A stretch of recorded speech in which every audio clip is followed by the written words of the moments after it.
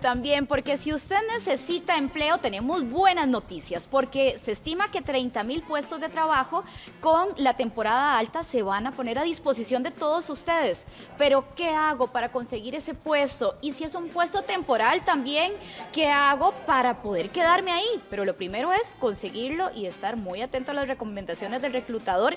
Miguel López, muy buenos días, gracias por acompañarnos, porque hay preguntas que nos ponen a temblar en las entrevistas de trabajo, don Miguel, y hay que saber cómo abordarlas. Ahora, empecemos. ¿Cuál es la mejor vía para encontrar esas oportunidades laborales, don Miguel? Siempre hay un nivel de ansiedad y nerviosismo cuando vamos a una entrevista. Siempre tenemos inseguridad de cómo nos va a ir en esa entrevista. Las mejores oportunidades están en las redes de contactos, en la gente que tenemos alrededor nuestro que sabe dónde pueden estar esas oportunidades. Hoy por hoy con la internet también los portales de empleo son una fuente básica de dónde poder conseguir esos nuevos empleos. Veamos dónde estamos. Estamos en el mes de agosto. Estamos a punto de que las empresas empiecen a anunciar nuevas vacantes en diferentes sectores. Hay que estar preparado con el currículum. El currículum es el documento más importante que debemos tener para salir a buscar esa próxima oportunidad. Además de esa herramienta tan valiosa, currículum, ¿qué otro documento debería tener yo listo por si hay una oportunidad de una entrevista, don Miguel? Dependiendo del sector, por ejemplo en restaurantes se pide la manipulación de alimentos y esa debe estar al día. Ese es uno de los ejemplos. Sin embargo, lo más importante en una hoja de vida es de dónde vengo, qué trabajo he realizado, cuál es mi formación, cuál es la experiencia, cuáles son mis habilidades. Y generalmente nuestra experiencia en la firma que nosotros tenemos, vemos que la gente no sabe poner eso en un papel, le cuesta mucho. La gente no es facultada, no se le enseña en las universidades, en las escuelas o en los colegios a cómo hacer un currículum. Básicamente nosotros le decimos, bueno, información básica es nombre, dos apellidos, el lugar donde vivo, teléfonos y los emails, las direcciones donde me pueden contactar. No poner números de cédula, no poner estado civil, no poner cuántos hijos tengo, eso no es necesario. Ninguna empresa nos va a contratar a nosotros por si somos divorciados, si somos solteros o somos casados. ¿Qué es lo más valioso que no debería faltarme en ese currículum, don Miguel, entonces? ¿Cuáles son las empresas por las que he pasado? ¿Cuáles son las cosas que he hecho muy bien? ¿Cuáles son mis historias de éxito? Exactamente. Por ejemplo, cómo me he comunicado con mis subalternos, cómo me he comunicado con mis jefes, cómo me he comunicado con el equipo de trabajo que está alrededor mío. Eso, y además obviamente mis habilidades propias. Hay gente que tiene muy buenas habilidades en ventas, otros en servicio al cliente, otros en operaciones.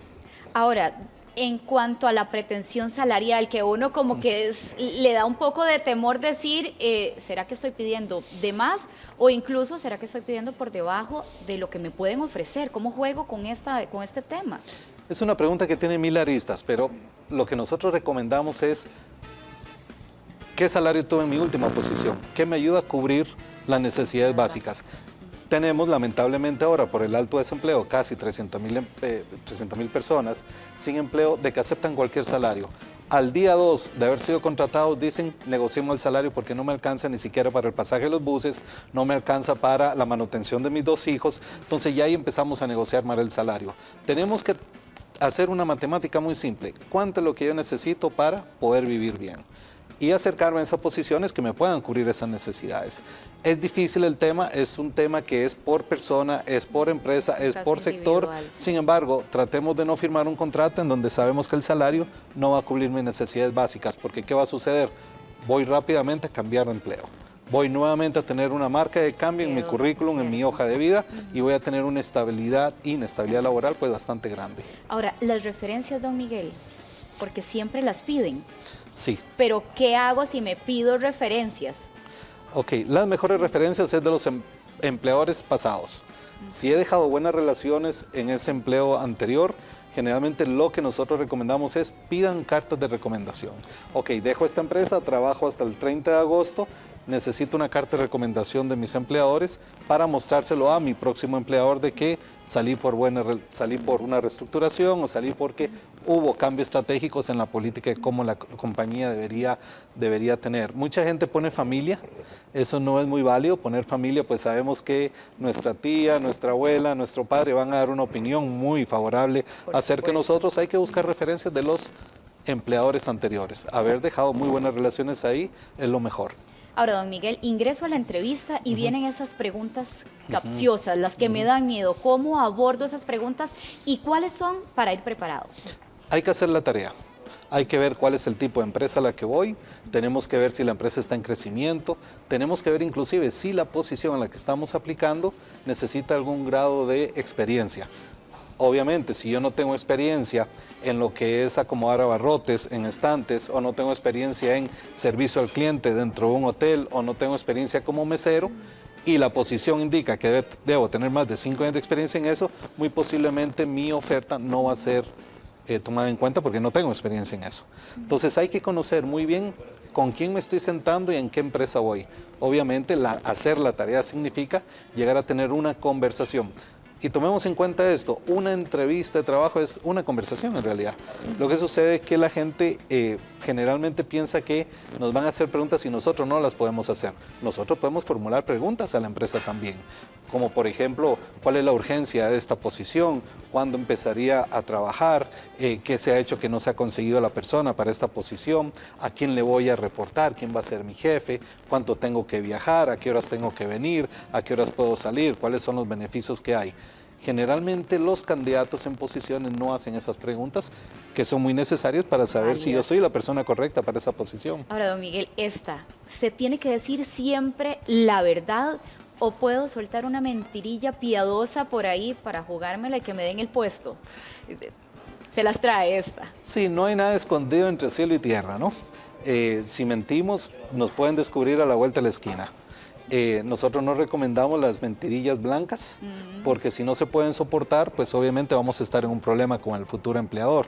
Nosotros creemos que la entrevista sincera, honesta, pero sobre todo de preguntas fuertes, ¿no? De preguntas que en realidad me dejen saber a mí qué es lo que la empresa está necesitando, me puede ayudar inclusive a definir que esa no es la empresa en la que yo deseo trabajar.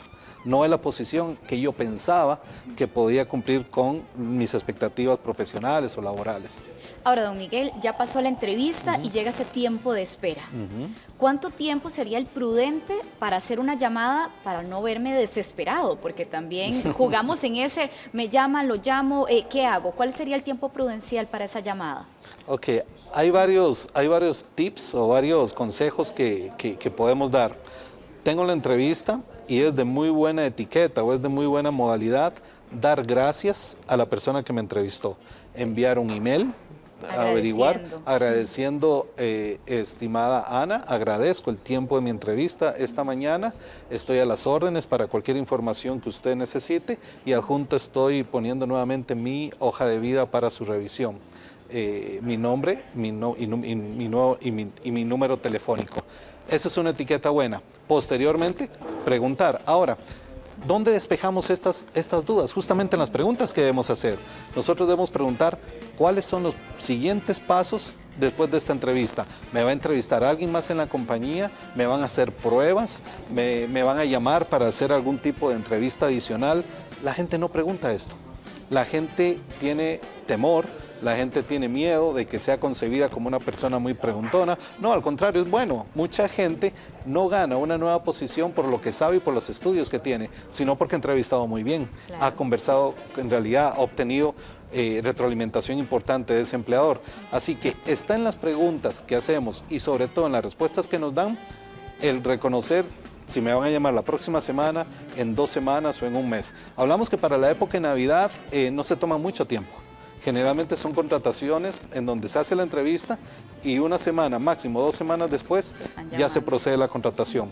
Algunos tienen que pasar por pruebas doping, algunos tienen que pasar por pruebas de Excel o PowerPoint, algunos tienen que sentarse a hacer assessment groups, que son básicamente reuniones grupales en donde 2 personas contratantes o 3 hacen preguntas en público, en conjunto, para decidir al final si hay 3 plazas disponibles, pero hay 6 personas, cuál de esas 3 personas van a ganar la posición.